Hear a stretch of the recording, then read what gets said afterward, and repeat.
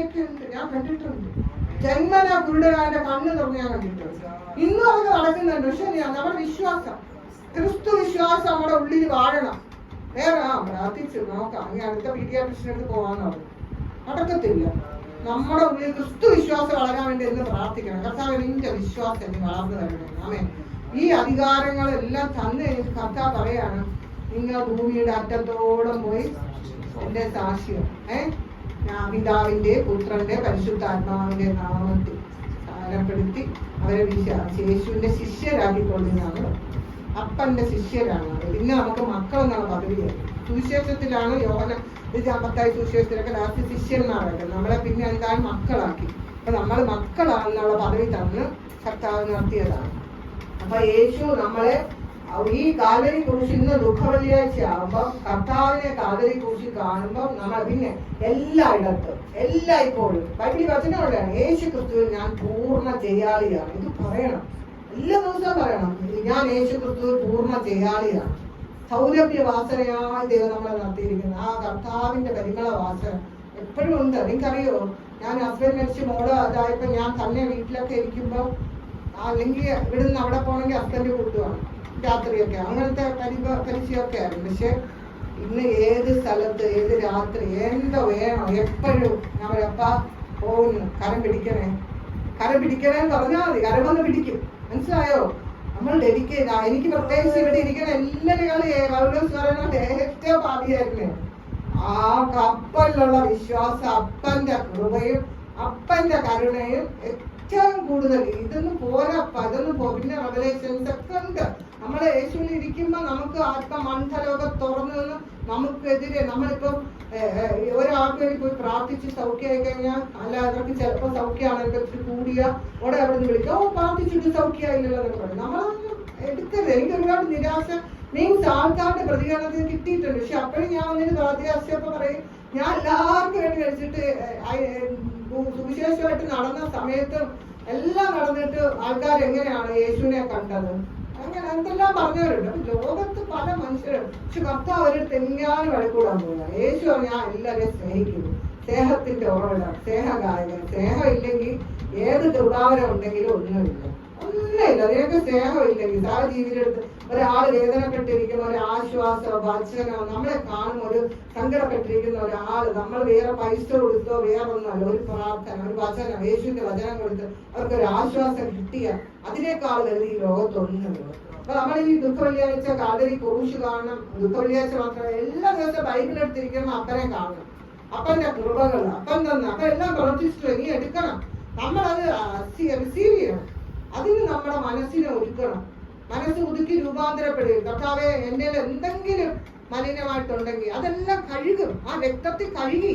നിങ്ങൾ പിന്നെ അത് ചിന്തിക്കുക, ഞാൻ അങ്ങനത്തെ പാപം ചെയ്ത് ഈ പാപം ചെയ്ത്. അവിശ്വാസം ഒരു പാപമാണ്. കർത്താവ് രക്തത്താൽ നമ്മളെ കഴുകി ശുദ്ധീകരിച്ചിട്ട് പിന്നെ നമ്മൾ പാപിന്ന് പറഞ്ഞിരിക്കുന്നത് കർത്താവിനുള്ള വിശ്വാസക്കുറവാണ്.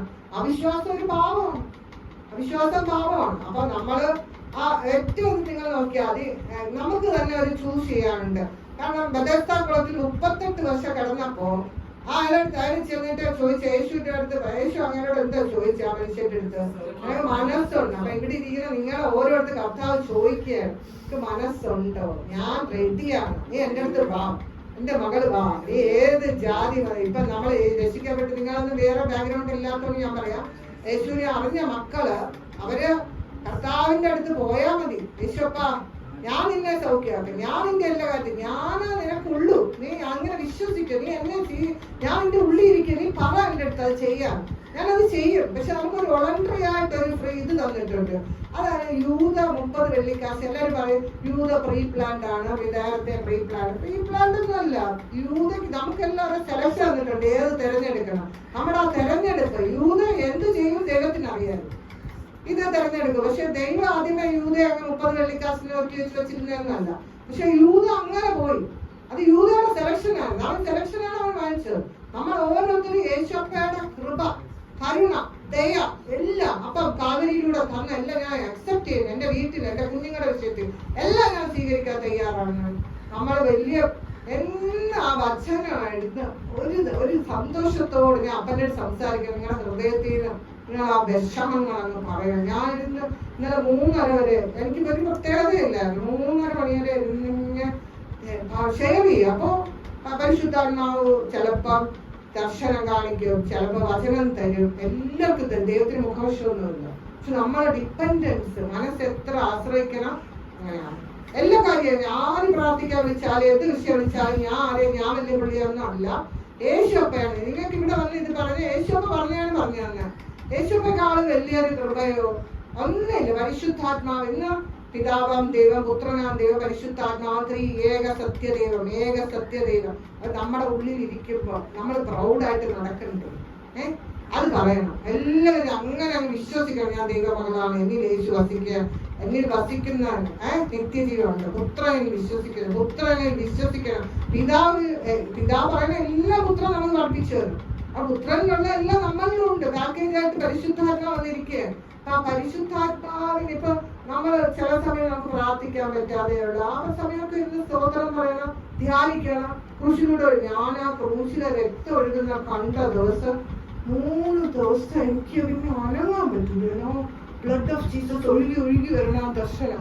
ഞാൻ ഇതൊന്നും ആരും പഠിപ്പിക്കൂല. കുറെ മറ്റേ എന്തോ സ്ഥാനമാനങ്ങൾ, അത് ഇത് കുറെ വടിയും വെച്ചോണ്ട് നിൽക്കി, കുറെ സ്ട്രീറ്റിൽ അടി, സഭയുടെ കസേരയ്ക്ക് വേണ്ടി അടി, എന്തൊക്കെ തന്നെ അടിയാണ്. എന്തൊക്കെ പാത്രമാണ് ഇഷ്ടമുള്ള അടി വരും. നമ്മളങ്ങനെയൊന്നും ഇരിക്കണ്ട. ഇവരെയൊക്കെ അങ്ങനെ കൊണ്ടുപോകുന്ന പിശാചാണ്.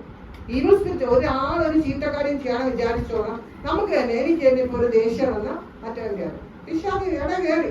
അപ്പൊ വൈകിട്ട് മുമ്പേ അവരൊക്കെ മാറ്റിക്കോണം. അപ്പൊ എനിക്കത് വേണ്ട, ദൈവത്തിൽ നിന്നുള്ളതല്ല. ഗലാത്യലേഖനത്തിലെല്ലാം എഴുതിയിട്ടുണ്ട് ഏതൊക്കെ സ്വഭാവം എങ്ങനെയൊക്കെയാണ്, നമ്മളിൽ എങ്ങനെയാണ് അത് വളരുന്നത്. അപ്പൊ നമ്മൾ ആരെങ്കിലും ഒരു വീട്ടിൽ ഭാര്യ ഭർത്താവ് വഴക്കൊക്കെ വരും, പക്ഷെ പെട്ടെന്ന് നിരന്നോണം. യേശപ്പ എന്നാൽ മാത്രമേ നമുക്ക് എല്ലാ കാര്യങ്ങളും കിട്ടുള്ളൂ. നമുക്കൊരു ദൈവമായിട്ടൊരു വലിയ ബന്ധം എന്ന പേഴ്സണൽ റിലേഷൻഷിപ്പ് വിത്ത് ഗോഡ് ഒരു വലിയ സബ്ജക്റ്റാണ്. അത് പഠിക്കണം, ദൈവമായിട്ടിരുന്ന് പഠിക്കണം. യേശപ്പ ഈ തന്ന നന്മ നമുക്ക് എഴുന്നേറ്റ് നിന്നേ ശ്വാസം ഇടാനൊക്കെ ദൈവ കൃപ വന്നില്ലേ. അവരെ എന്റെ പ്രായത്തിലൊക്കെ ഓരോരുത്തർക്കും ഓരോരോ, പക്ഷെ അവരെയൊക്കെ പിശാച് ചതിച്ചിട്ടേക്കുന്നതാണ്. എല്ലാ പിശാചും അല്ല, ചിലരുടെയൊക്കെ മെന്റാലിറ്റി മൈൻഡിൽ ഇത് എനിക്ക് യേശു, കുറേ പേര് പറയും യേശു കഷ്ടത അനുഭവിച്ചുകൊണ്ട് എനിക്ക് കഷ്ടതയുണ്ട്.